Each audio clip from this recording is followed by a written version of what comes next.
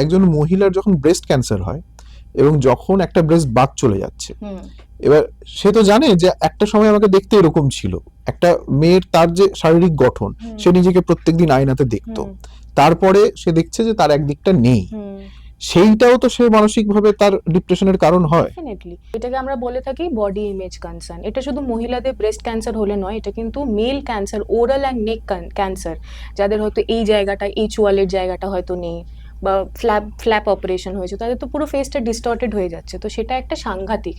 সেই body image কনসার্নসকে manage করার জন্য আমাদের অনেক রকমের পদ্ধতি আছে, যারা ট্রেন প্রফেশনাল তারা ডেফিনেটলি সেই পদ্ধতিগুলো ইউজ করে। কিন্তু একটা কথা যেটা আমি সবাইকে বলতে চাই, দেখুন এই সমস্যাগুলো কিন্তু আমরা ফিক্স করতে পারবো না, we are there only to modify.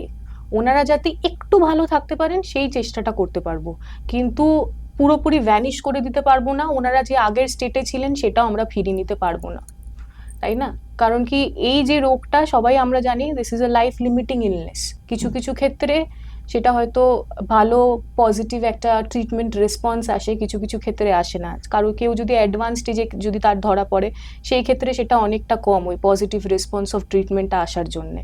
তো আমরা কিছু চেঞ্জ করতে পারবো না, but we can modify, we can support and we can help that patient to actually lead their life যতটা ভালোভাবে সম্ভব। তো বডি ইমেজ কনসার্নস হলে হ্যাঁ, ওটা একটা বড় রেড ফ্ল্যাগ। অনেকে বডি ইমেজ কনসার্নস নিয়েও কিন্তু সুইসাইডের দিকেও এগোতে পারে, মানে এক্সটেন্টটা এতটাই বেশি হয়ে যেতে পারে।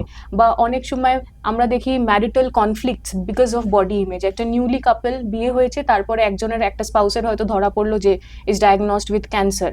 তো সেই জিনিসগুলোকে করার জন্য ডেফিনেটলি একজন মেন্টাল হেলথ প্রফেশনাল খুব দরকার, অ্যান্ড এই অ্যাওয়ারনেসটা হওয়াটা খুব প্রয়োজন।